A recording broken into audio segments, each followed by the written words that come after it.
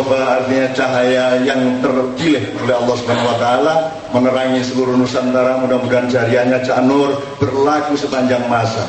Amin ya rabbal alamin. Nyun sewu satu persatu ini. Gusmus nyun sewu belum. Saya sudah sangat kangen karena lama tidak dibisui sama Gusmus. Kalau Kiai Meso itu dapat pahala. Ya, kalau yang Meso saya itu maksiat, Gusmus yang Meso itu kalimat thayyibah. Karena hatinya beda, niatnya beda. Ibu terus gila. Makanya di Indonesia itu tidak peduli BBM naik, cemengesan, terus. Oke, nanti Gus Mus akan joget. Bismillahirrahmanirrahim. Saya mohon dengan sangat satu persatu siapa yang mungkin Romo Beni dulu lah, karena yang agak 3 km tadi jaraknya ya. Oke, Romo Beni saya persilakan. Romo Beni.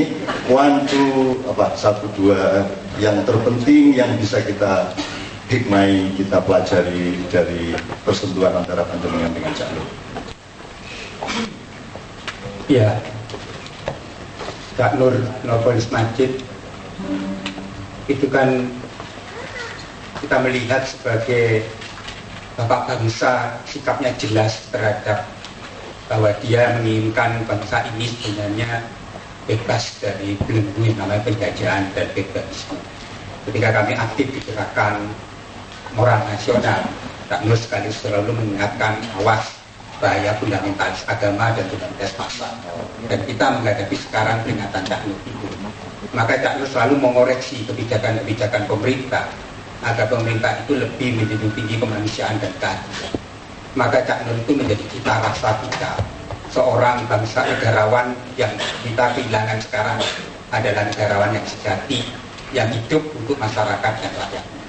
Maka bagi dia agama itu menjadikan semacam agama harus memberikan sebuah pewarna bagi kehidupan bangsa ini, dan agama harus memberikan inspirasi bangsa ini keluar dari ketidakadilan dan menjunjung kemanusiaan. Dan itulah warisan Cak Nur, yaitu membangun bangsa dan kedaulatan. Bagi Cak Nur yang penting adalah bangsa ini harus membangun suatu kesadaran, cara berpikir, cara bernalar, dan cara relasinya untuk rakyat dan untuk bangsanya.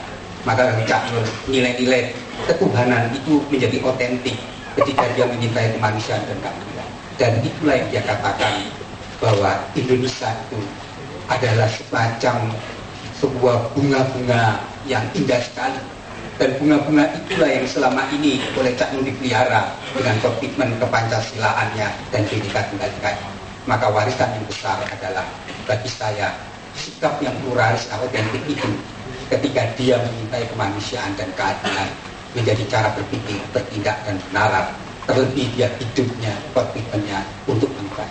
Dan itulah yang harus kita teladani bersama, bagaimana kita dalam memperingati hari-hari ini mengingatkan kepada elit politik kita bahwa Cak Nur sudah memberi sumbangan besar bagi bangsa ini, menyelamatkan keindonesiaan ini. Agar Indonesia yang tetap selamat ini, maka orang harus kembali kepada roh, dan roh itu pada Pancasila dan Undang-Undang Dasar 45 yang tidak dikatakan tetapi dijalankan oleh kami.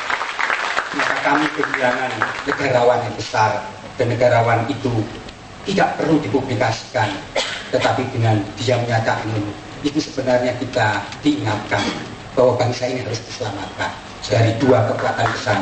Cak Nur hampir mirip dengan Cak Nur. Kalau Cak Nur jadi miripnya itu gini, kalau Cak Nur ini teman saya dari Kiai Kanjeng, agak ya biasa kan Kiai Kanjeng itu tidak jelas identitasnya. Kalau Nurholis identitasnya jelas. Itu bedanya. Kalau jelas gampang ditembak.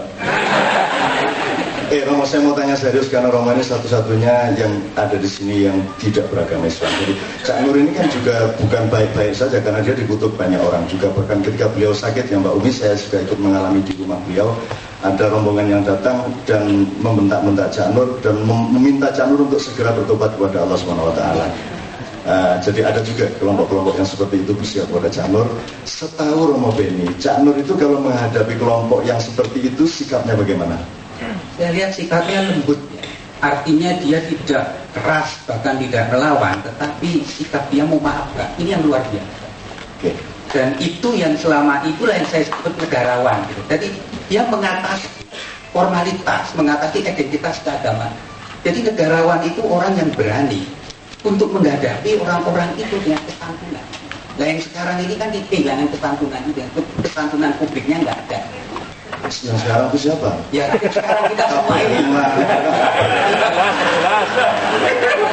Ya kan kita jujur kan. Jadi kita nggak ada Anda sampai nggak punya keluarga, jadi agak bisa. Di rumah keluar jadi marah-marah gitu loh. Sampai sih tenang-tenang aja. Maksud saya gini, ini nyun sewu, karena ini paralel dengan isu-isu terakhir misalnya filmnya Wilders ya, ada karikatur mengenai Muhammad di Denmark segala macam kan, sejumlah kelompok yang disebut fundamentalis itu kan segera mengibarkan bendera perang pada kadar kayak apapun, termasuk sikap kepada Ahmadiyah segala macam, menggunakan karakter-karakter materi, karakter padat, bukan karakter energi atau roh kan gitu. Nah, saya itu tanya, Romo Beni kan mengalami sendiri, kita ngadepin jamaah Islam, jamaah Katolik di mana-mana, dan saya tanya, itu kira-kira kalau Nabi Muhammad itu ngelihat filmnya Wilders itu kira-kira bersengut apa tersenyum, kan gitu kan? Kalau Muhammad ngelihat karikaturnya di Denmark itu kira-kira Nabi Muhammad itu marah apa tersenyum? Gusmus, monggo Gusmus.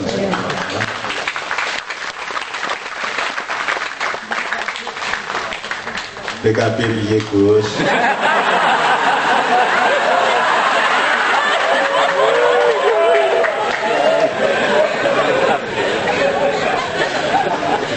Saya ingin menyatakan kepada Anda semua yang bahwa saya sama Romo Beni kemana-mana ya. Dan saya mendapatkan jawaban dari semua jamaah 100%. Ketika saya tanya kira-kira Nabi Muhammad kalau melihat karikatur menghina dia itu Nabi Muhammad wajahnya tegang, marah atau tersenyum? Semua 100% menjawab tersenyum. Tersenyum. Terus kira-kira Nabi Muhammad mengutuk atau tidak? Mereka semua hafal Gusmus. Kalimatnya Rasulullah waktu di Taif itu Allahumma hafal kayak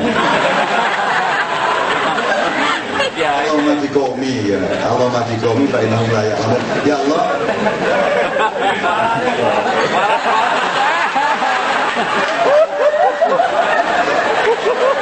Ya aku di NU ya, NU ini carane. NU itu sama Tuhan aja friend kok. Makanya Gus Dur itu kan sama Tuhan kan relax sekali. Enggak, ini serius, kembali ke Rasulullah. Waktu itu Jibril sudah menawari ketika Rasulullah itu dilemparin batu saat berdarah. Jibril bilang, Mat, kalau kamu mau, angkat itu. Manggilnya Mat, masa di apa-apa yang enggak ya.